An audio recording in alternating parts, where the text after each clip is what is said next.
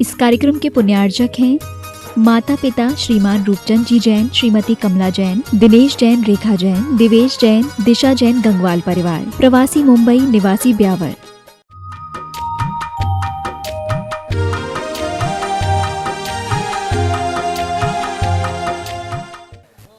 जो जय बोलता है ना, वो अंतिम समय में उसकी भी जय जयकार होती है, अन्यथा वो आह आह बोलता रहेगा। इसलिए जय अपन को अच्छे से पूरे दम से बोलना चाहिए, जिससे कि जय भगवान का गुणानुवाद है, गुरु का गुणानुवाद है। आज का यह उत्तम सत्य धर्म का दिन है। मैं आप लोगों से आगे बात करूं उससे पहले पूछना चाहूंगा, पूर्व सरपंच यहां बैठे हुए हैं, 3 और 3 कितने होते हैं? बोलो ना महेंद्र। हाँ, 3 और 3 6 तो सब बोल रहे हैं, लेकिन केवल 6 ही होते। 3 और 3 9 भी हो जाते।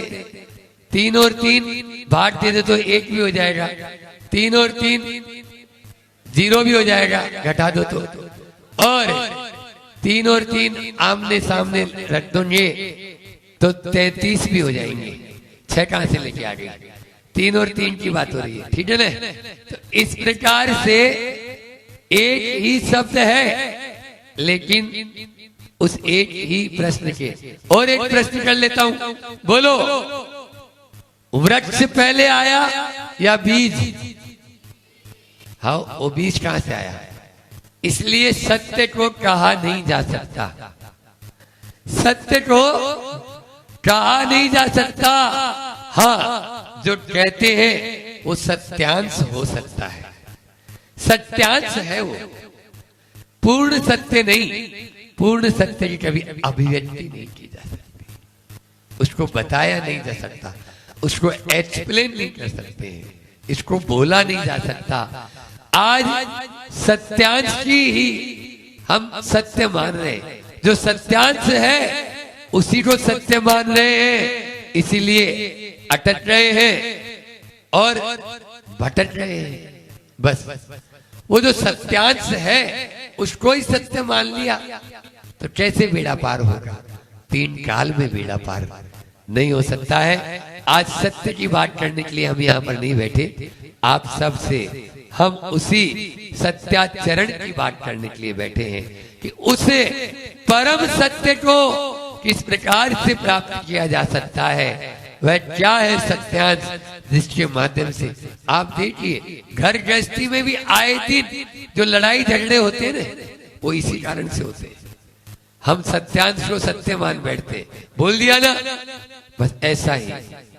अब ऐसा ही बोल देते हैं, वहां पर आग्रह है, और जहां आग्रह है वहां टकराव है, और जहां समन्वय है वहां समझौता है। बस आग्रह को छोड़िए और समन्वय की नीति अपनाइए। आज का यह सत्याचरण हमें यही बता रहा है।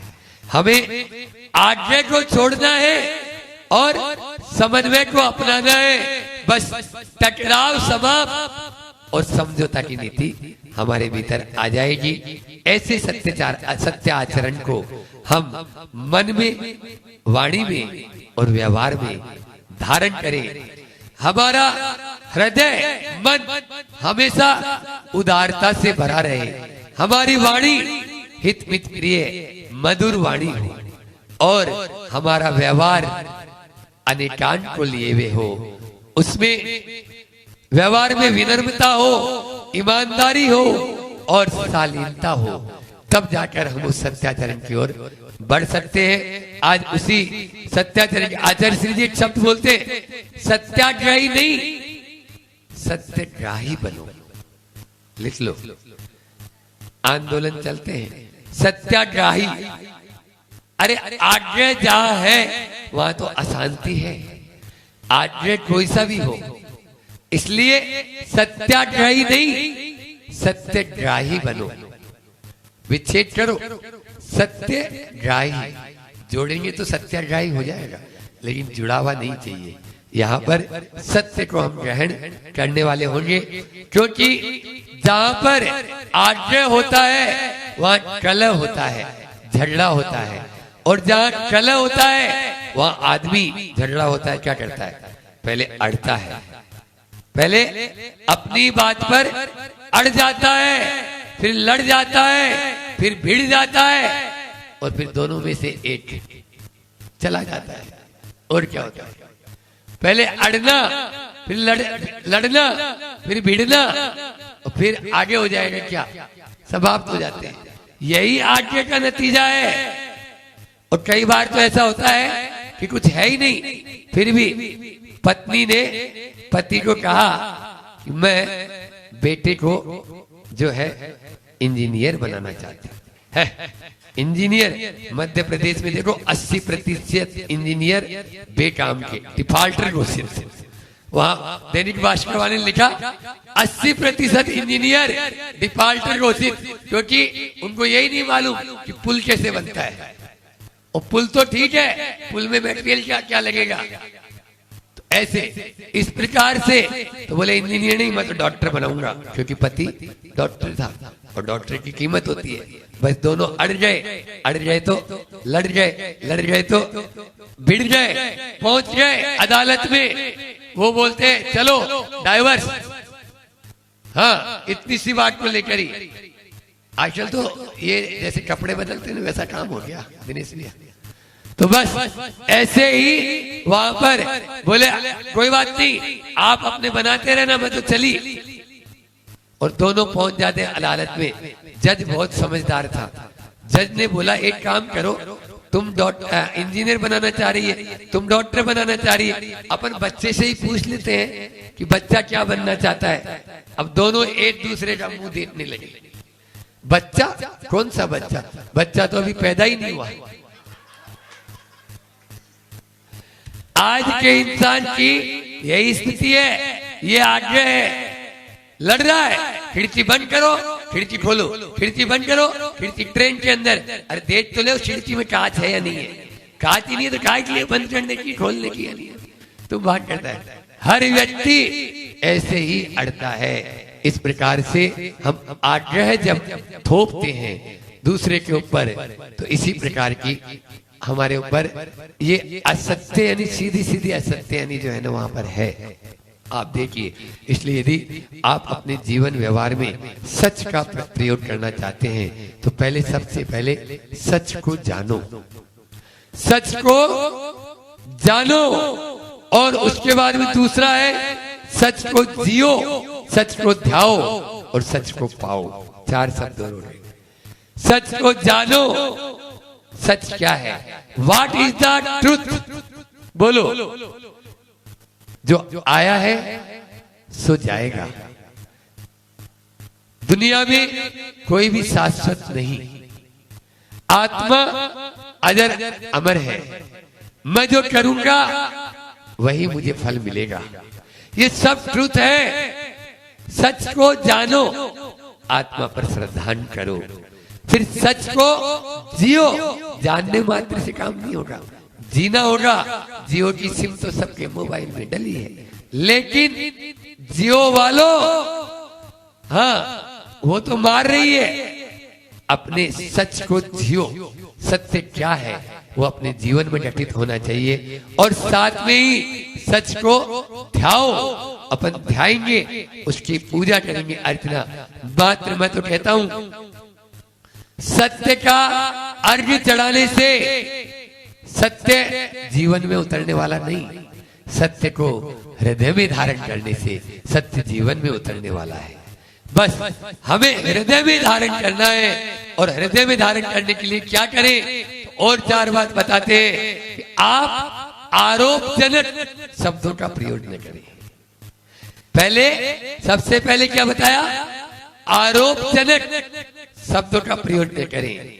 आदेश परक शब्दों का प्रयोग न करें। आलोचना परक शब्दों का प्रयोग न करें। और अपमानजनक शब्दों का प्रयोग न करें। रिपीट, आरोप परक, आदेश परक, फिर आलोचना परक और अपमानजनक शब्दों का कभी प्रयोग न करें, क्योंकि किसी ने सत्य कहा है कि छुरी का, तीर का, तलवार का घाव भरेगा, लगा जो जख्म जुबा का सदा हरा रहेगा, सदा हरा रहेगा। बस जुबा का यदि जो घाव लग गया है वो हमेशा हरा भरा रहता है। इसलिए यदि सत्य को अपने जीवन में या सत्यांश या सत्याचरण को जीवन में अपनाना चाहते हैं तो सबसे पहले हमें आरोप जनक, क्योंकि आरोप सदैव मिथ्या ही होता है। किसी पर भी आप देख लो, अहम की पुष्टि के लिए कुछ भी कर देते हैं, और कुछ लोगों की तो आदत होती है आग लगाकर दूर भाग जाते हैं। हाँ, जो आग लगा दिया वो तो भग गया। तो इस प्रकार के आग लगाकर दूर भागने की जो अपनी नीति है उससे आप बाज आए। आपको दूसरे के ऊपर आरोप, और एक बात बता दे, मान लीजिए घर में कोई चीज गुम गई, ठीक है ना, आप लोग क्या करते हैं, आजकल के तथाकथित पंडित ज्योतिषाचार्य इनके यहाँ पहुंच जाते हैं और वो क्या बोलते हैं, आपके घर में ही से ही कोई ये चीज लिया है। अब बोलो क्या होगा, 5 मेंबर है और वो पांचों मेंबर एक दूसरे को शक की दृष्टि से देखेंगे।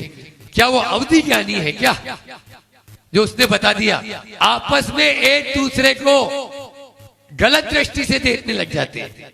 आपके घर में से किसी ने लिया, ये क्या हो गया, आरोप हो गया ना, उसने लगा दिया। उसको क्या मालूम अब कौन लेके गया है। या मान लीजिए बहू गरीब लड़की आई थी, हाँ यही चोर होगी, जरूर घर के गहने यही लेके गई है। क्योंकि जो गरीब होते हैं ना उनकी मानसिकता ऐसी होती है, ये टेंडेंसी बना रखी है लोगों ने। ये मालूम नहीं है कि वो तो फिर भी छोटा छोटा काम करता है, जो बड़ा आदमी होता है वो बड़ा कांड करता है, वो बम फोड़ता है फिर आराम से।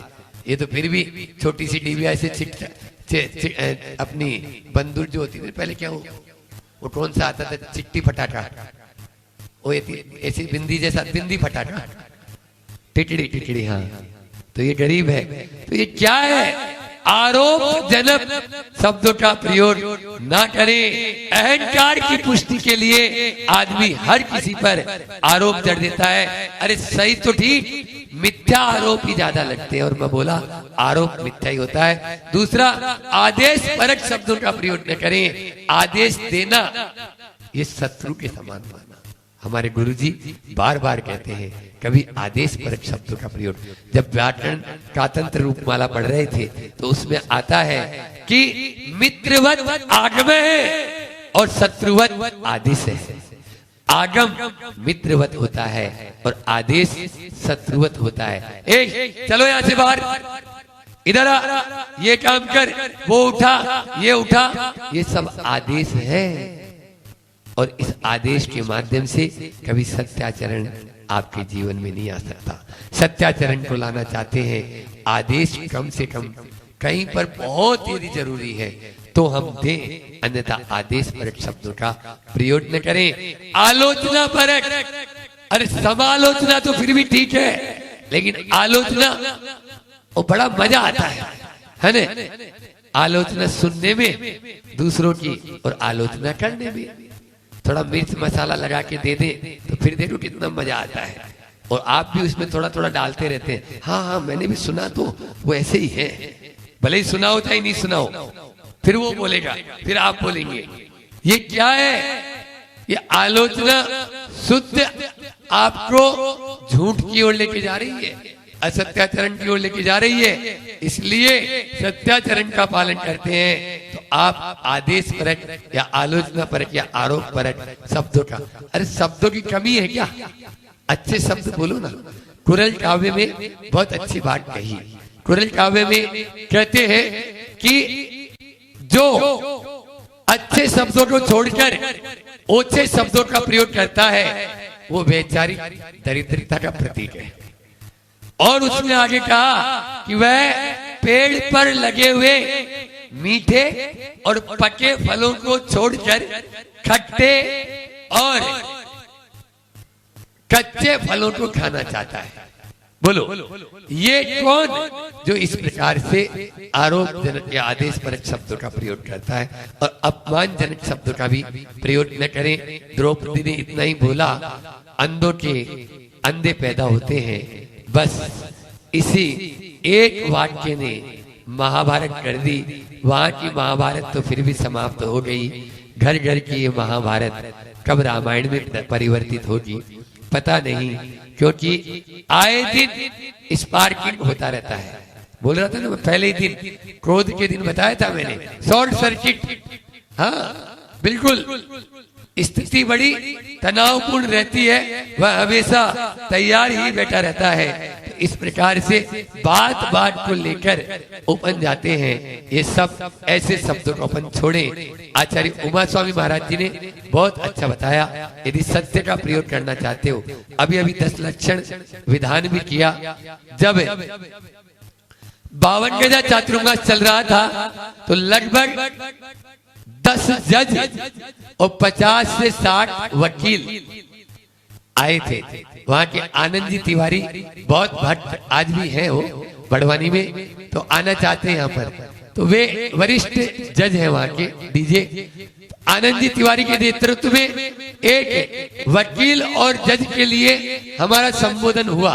उसमें हमने यही बोला कि आचार्य उमा स्वामी महाराज ने हजारों साल पहले बता दिया कि सत्य की आप बचाव कैसे कर सकते हैं, सत्य को अपने जीवन में पालन कैसे कर सकते हैं। 4 बात का उसमें ध्यान रख लेना। क्रोध, लोभ, भीरुत्व यानी भय और हास्य, इनका त्याग कर देना। जो क्रोध में रहेगा, गुस्से में रहेगा, वो कभी भी सत्य नहीं बोल पाएगा। उसकी आंखें तो हो जाती है बंद और मुंह हो जाता है खुला, बस जीभ चालू। इस प्रकार से वह अपना क्रोध में कभी भी सत्य का आचरण नहीं कर पाएगा। जो मन में आएगा वही बोलेगा। दूसरा, लोभ के वशभूत कभी सत्य बोलेंगे नहीं बोलेंगे। भय में रहता है, जब भय आता है तो कभी सत्य बोल पाते हैं नहीं बोल पाते। और अंतिम बता दिया मैंने, शॉर्ट में ले लिया, फिर तत्वार्थ सूत्र के अर्थ में और ज्यादा आपको सुनने को मिलेगा। फिर हास्य, हंसी मजाक में भी बहुत लंबी लंबी बोल देते हैं। तो फिर क्या करें, वही कहा अनुवीची भाषणम। अनुवीची भाषणम से मतलब आप हित मित प्रिय मधुर भाषण बोले। जितना जरूरी है उतना बोले, कम बोले, धीरे बोले और मीठा बोले। मीठा बोलेंगे तो सारा जग आपका मित्र हो जाएगा, और कड़वा बोलेंगे, कड़ा बोलेंगे, सब टूट जाएंगे, टूट जाएंगे। तो इस प्रकार से हमें यह आज उत्तम सत्य धर्म के दिन सीखना है कि हम जीवन व्यवहार में किस प्रकार से सत्य धर्म को ला सकते हैं और उस परम सत्य तक को पा सकते हैं। यहाँ धीरे धीरे बढ़ना है, चाहे मैं हूं चाहे आप, अपन उस सत्य की ओर बढ़ रहे हैं। धीरे धीरे बढ़ने का बात है। आचार्य श्री जी का बहुत अच्छा हाइप कि गाय बताती तब लोह पिंड को मुख में ले।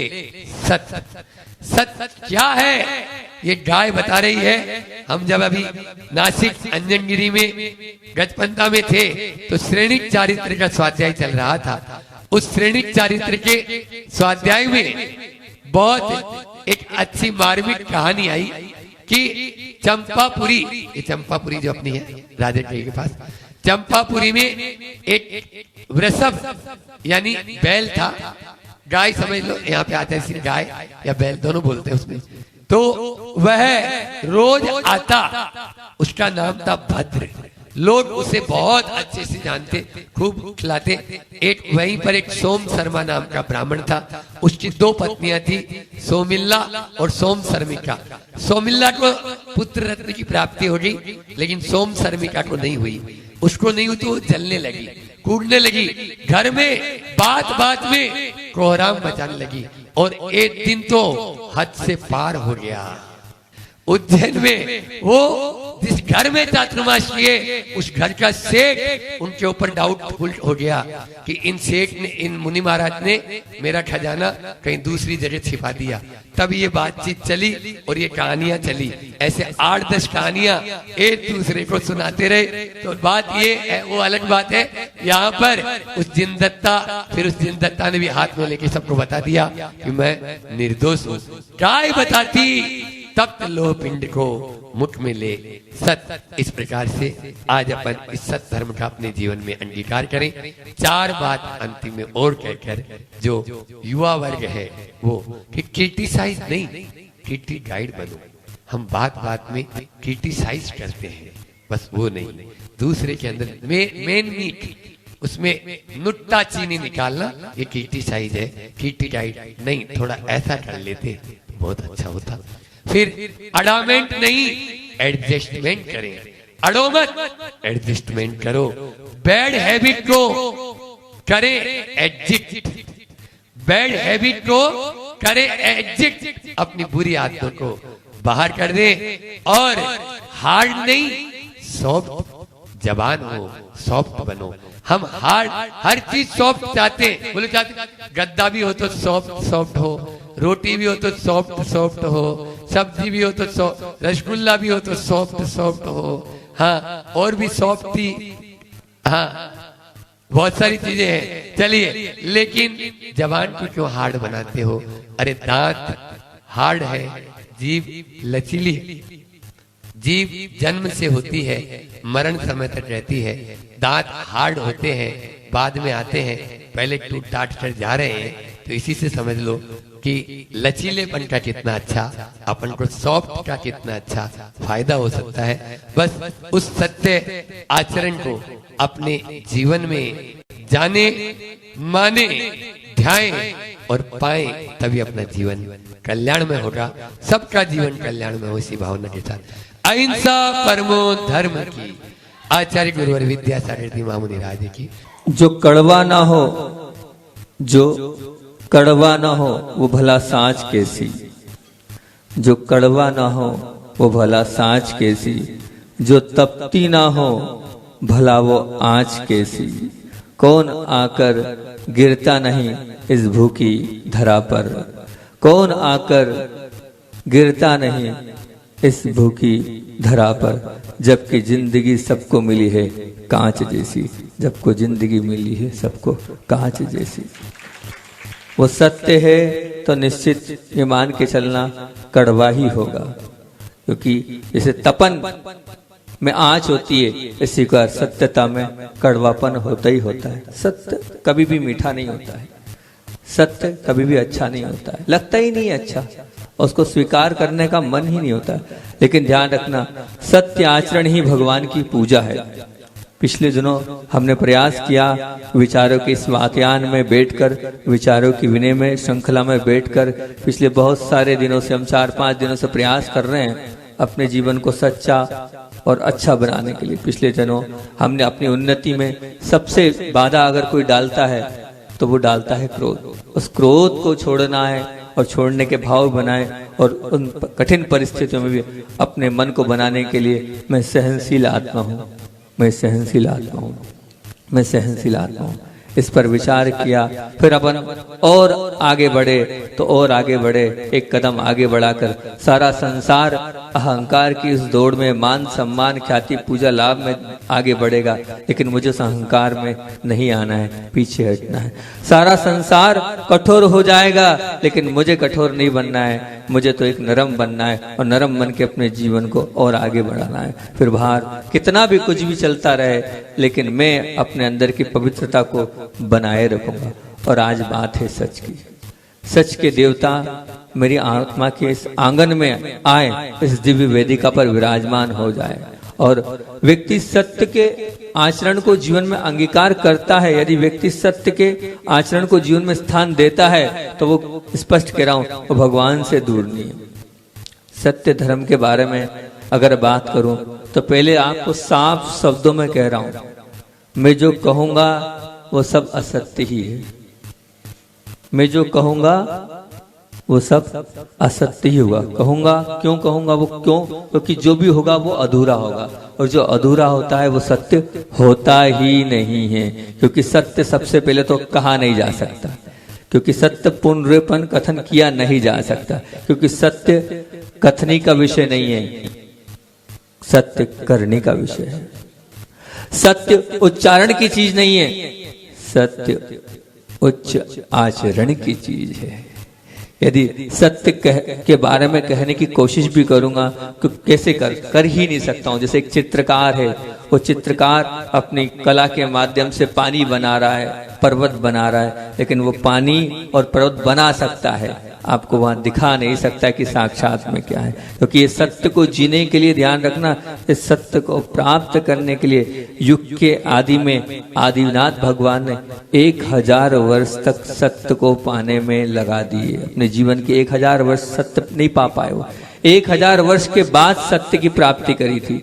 वहीं महावीर भगवान ने 12 वर्ष लगा दिए, उसके बाद वो सत्य तक पहुंच पाए। वहीं बाहुबली जो थे ऐसे, उन्होंने कितने पता है कितने दिन लगाए, कितने 12 माह उन्होंने सत्य को प्राप्त करने के लिए बना दिया।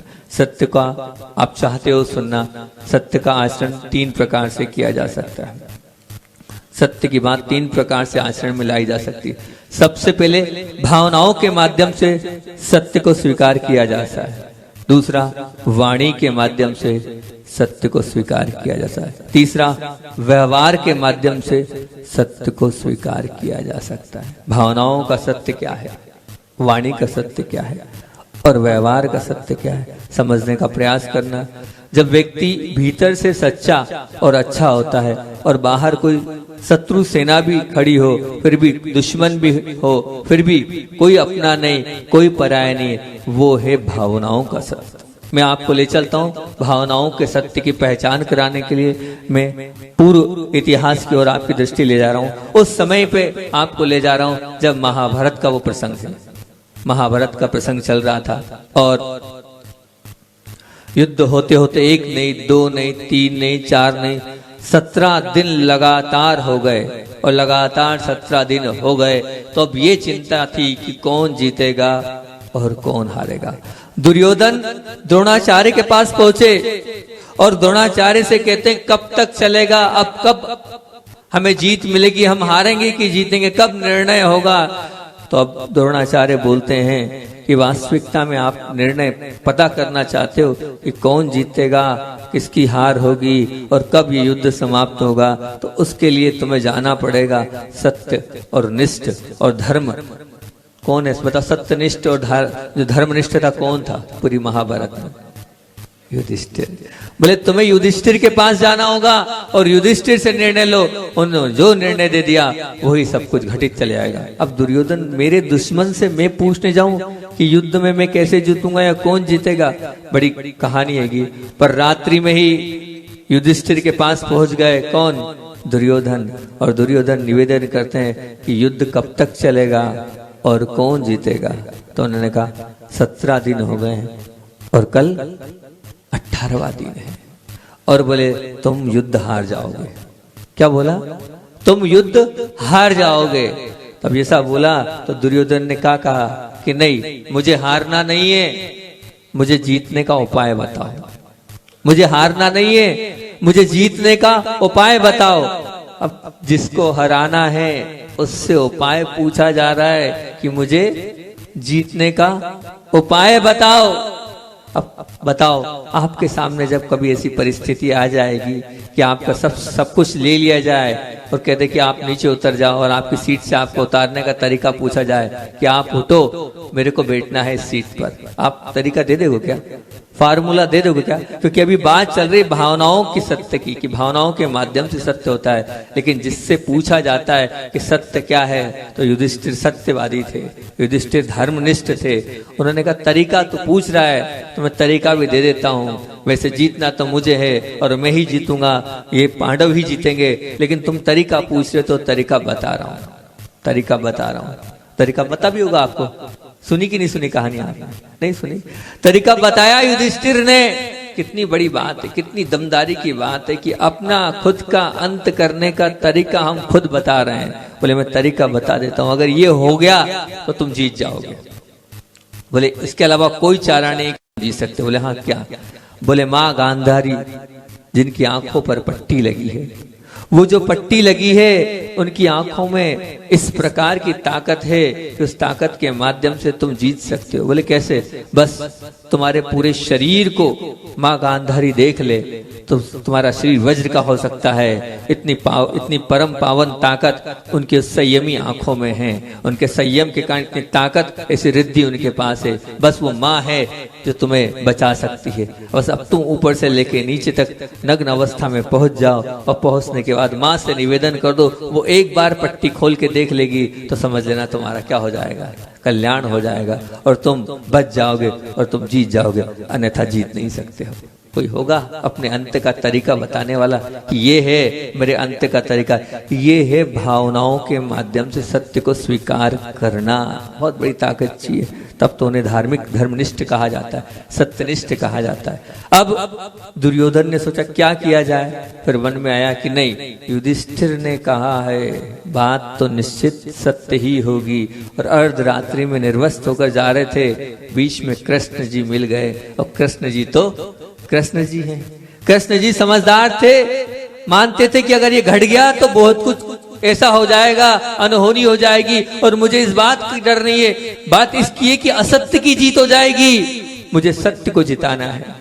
आज असत्य की जीत हो जाएगी, लोगों का विश्वास उड़ जाएगा कि असत्य का पलड़ा भारी हो जाता है। आज सत्य की बात है और मुझे सत्य को जिताना है। और फिर उसके बाद कृष्ण जी ने कहा सत्य के लिए अगर मुझे कुछ करना पड़े सब कुछ करने को तैयार हूं। वो दुर्योधन से बोलते हैं अरे माता के सामने ऐसे थोड़ी जाया जाता है, कम से कम गुप्तांगों को तो ढक लो, गुप्तांगों को ढक के चले जाओ तो अच्छा रहेगा। बोले माँ तुम्हारी बात। बस उन्होंने मानी, कुछ केले आदि के पत्ते ढक लिए और फिर पहुंच गया माँ के चरणों में और माँ से निवेदन करता है कि माँ तेरा बेटा आया है, अगर तू आज आंख खोल के नहीं देखेगी तो आगे भी नहीं देख पाएगी, सुन भी नहीं पाएगी। अगर तू आगे देखना चाहती है तो आज तेरी प्रतिज्ञा को तुझे भंग करना पड़ेगा और इस आंखों की पट्टी को खोल और मुझे निहार ले, तो ही मैं बच पाऊंगा, नहीं तो नहीं बच पाऊंगा। और माँ तो ध्यान रखना, माँ का वो जो हृदय होता है वो करुणामयी हृदय होता है। माँ ऐसी नहीं होती कि नहीं मैंने ये नियम ले लिया अब ये तोड़ूंगी नहीं। बेटे के सामने माँ ने घुटने टेक दिए, ना चाह कर भी करुणा के वश माँ ने अपनी पट्टी इतने सालों से नहीं खोली थी और वो पट्टी खोल दी। और जैसे ही पट्टी खोली ऊपर से लेके नीचे तक दुर्योधन का वो जो शरीर था वो काहे का बन गया, वज्रमय बन गया शरीर, पूरा शरीर वज्रमय बन गया। लेकिन बात थी कि जितने हिस्से पे पत्ता ढका था, जितने हिस्सा ढका हुआ था वो वज्रमय नहीं बन पाया, उतना नहीं बन पाया। और फिर युद्ध हुआ। आप सबको मालूम है कि भीम ने कहाँ गदा मारी, कहाँ गदा मारी जंगाओं पर, वहां, क्योंकि पता था ऊपर से लेके नीचे तक का पूरा शरीर वज्रमय हो गया, उस स्थान पर गदा मारी और उसके बाद उसकी मृत्यु हुई। और अगर पूरा हो जाता तो निश्चित, तो ऐसा है कोई है सब भावनाओं वाला सत्य, मेरा बुरा होता है तो हो जाए, अगर ये मेरे चरणों में आया है तो मैं इसके साथ सच सच बताऊंगा, सच सच कहूंगा, तब आपके जीवन में वो सत्य धर्म आएगा। ये भावनाओं का सत्य है, भावनाओं के माध्यम से आप सत्य के प्राप्त कर सकते हो। उसमें मेरा नहीं है, उसमें सबकी भावना है। दूसरी बात यह है कि व्यवहार के माध्यम से भी आप अपने आप को ऊपर उठा सकते हो। आप व्यवहार के माध्यम से, व्यवहार बिल्कुल व्यवहार एक ऐसी चीज है कि व्यवहार का सत्य और व्यवहार का असत्य ऐसा है कि इस व्यवहार के सत्य के माध्यम से आपको हम बताएं। ऐसे एक व्यक्तित्व हुए जैन समाज में जिन्होंने जैन धर्म के लोगों को ही नहीं, उन्होंने ब्रिटिश सरकार से भी लोहा मनवाया था। ब्रिटिश सरकार भी जिनकी आगे झुक गई थी, ऐसा वो व्यक्तित्व जिसके कहना चाहिए कि जिसके जीवन में व्यवहारिक रूप से सत्य घटता था। आज 99% लोग इस प्रकार के व्यवहार सत्य को नहीं पालते। जिस प्रकार का वो व्यवहार सत्य वो उस व्यक्तित्व ने पाला और उस व्यक्तित्व में जीवन में लिया और अपने जीवन को अपनाया। बिल्कुल बहुत अच्छा लगता है वो जब पढ़ता हूँ और जब मैं सुनाता हूँ वो वाला दृष्टांत, तो लगता है कि काश ऐसे सत्यवादी और ऐसा सत्य हम सबके जीवन में जाए, ताकि हम सबका जीवन भी वो उत्कृष्ट और महानता की ओर ऊपर उठता चला जाए। बात उस समय की और उस व्यक्तित्व की है जिनको आप सबने बहुत सुना होगा, गोपाल दास जी बरैया।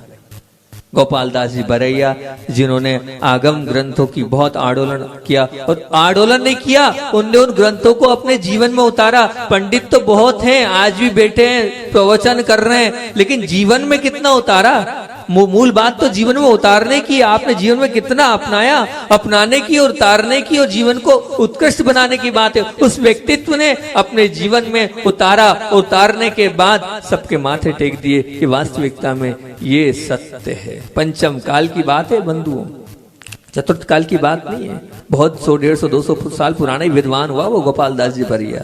जब वो रेल में यात्रा कर रहे थे, और यात्रा जब कर रहे थे तो वो यात्रा कर रहे थे, भिगा देता है ये दृष्टांत। जब यात्रा कर रहे थे तो यात्रा करने के बाद जब घर आए, पता चला मेरा जो बालक है वो तो 6 दिन बड़ा हो गया है। जितने की टिकट है, मतलब जितने तक की कितने 3 साल तक जो है वो टिकट नहीं लगती, और 3 साल के बाद जो है वो टिकट लगती हैगी। बोले मेरा बालक तो 6 दिन बड़ा हो गया है। वो पत्र लिखते हैं रेलवे ऑफिस में, मुझसे गलती की मैं क्षमा चाहता हूँ, और ये पेनाल्टी सहित आप जो है कि वापस ये पैसा ले लीजिए, मेरे से जो गलती हो गई है उसके लिए बार बार क्षमा, बार बार क्षमा। अब वो जो था रेलवे अधिकारी वो बोलता है कोई बात नहीं, वो तो हो गया, ऐसा 6 दिन तो चलता है। बोले नहीं चलता, ये व्यवहार में धर्म नहीं है, मेरे से गलती हुई है, मैं मानता हूँ, आप ये मेरी पेनाल्टी लें और उसके बाद मुझे क्षमा प्रदान करें, तब मेरी आत्मा को शांति मिलेगी। और अगर आप उस जगह पर होंगे तो आप तो हाइट बड़ी नहीं है, वो तो हाइट बढ़ गई है हमारे बच्चे की, हमारा बच्चा तो छोटा ही है। ये है व्यवहार सत्य कितना है। सत्य धर्म को आप पालने वालों, ये व्यवहार सत्य कितना है। वो गोपाल दास जी बरैया का वो उदाहरण हमारे जीवन को भिगा देता है। लगता है कि ऐसे भी लोग होते हैं जो सत्य के साथ अपने जीवन को जीते थे, सत्य को अपने जीवन में उतारते थे, तब कहीं जाकर वो सत्य हमारे जीवन में आएगा और हम सत्यवादी बनेंगे। तीसरा है वाणी का सत्य।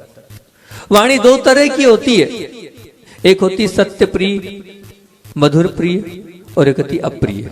मतलब सत्य होने के बाद भी प्रिय भी होता है और अप्रिय भी होता है। मतलब जो सत्य है वो मधुर भी है और अप्रिय भी। मैंने शुरू में कहा ना, सत्य कटु भी होता है। तो एक उदाहरण, 2 व्यक्तित्व हैं एक जैसे हैं, उनके माध्यम से आपके बीच में मधुरता और कटुता की बात रखता हूं। शायद आपको समझ में आएगी क्या मधुरता होती है, क्या कटुता होती है। एक बार तुलसीदास जी और कबीरदास जी से कहा गया, तुलसीदास जी से कहा कि तुम्हें भिक्षा लेना है और सब जगह क्या भिक्षा लेकर अपने भोजन मांगना है। बोले बहुत अच्छी बात है। तुलसीदास जी गए, सब घर घर मांग रहे हैं, भिक्षा दे दो, हे माँ भिक्षा दे दो, हे माँ भिक्षा दे दो। सब जगह बोल रहे हे माँ भिक्षा दे दो। सब घर घर दर दर भटक रहे हैं, और फिर आए और अपने घर पर भी अपनी माँ से बोलते हैं, हे माँ कहीं नहीं मिली, तू ही दीक्षा दे दे, कम से कम तू तो दीक्षा दे देगी, तू ही दे दे, भिक्षा दे दे, मैं भूखा हूँ। इस प्रकार से वहां भी उन्होंने ये कहा। अब ये तो थे तुलसीदास जी, बड़े व्यवहारिक थे, बड़े प्रिय भाषी थे। अब जो कबीरदास जी की बारी आती है तो कबीरदास जी को बोला जाता है कि आप भी जाओ और भिक्षा मांगने जाओ, तो वो भी इसी प्रकार भिक्षा मांगने जाते। वो अक्खड़ स्वभाव के कबीरदास जी, उनके दोहे वो अक्खड़, वो हमेशा उल्टी बात बोलते हैं। अब वो गए, प्रिय बात और अप्रिय बात की बात चल रही है। अब वो जब गए और जाने के बाद उन्होंने देखा वो बोलते गए, और वही दृश्य जब आया अपनी माँ का, तो वो क्या बोलते हैं, ए मेरे पिता की पत्नी भिक्षा दे दे, ए मेरे पिता की पत्नी भिक्षा दे दे, हे मेरे पिता की पत्नी मैं भूखा हूँ, कुछ तो दे दे। अब बताओ, वही वाक्य है, वही सब कुछ है, लेकिन एक कितनी मीठी बात थी, हे मेरी माँ। उसने मेरी माँ ही बोला, किसने? तुलसीदास जी ने। और कबीरदास जी ने क्या बोला कि हे मेरे पिता की पत्नी। अच्छा, दोनों सत्य है ना, पिता की पत्नी माँ ही कहलाती है, लेकिन वो शब्द में क्या मधुरता है? सत्य होने के बाद भी अगर शब्दों में मधुरता नहीं है तो हमें ऐसे शब्द बोलना ही नहीं है। ऐसे शब्द बोलकर हम भी परेशान होंगे और सामने वाला भी परेशान होगा, इसलिए नहीं बोलना। बिल्कुल जैसे बने बोले आचार्य वन विद्यासागर जी महामुनि राज की।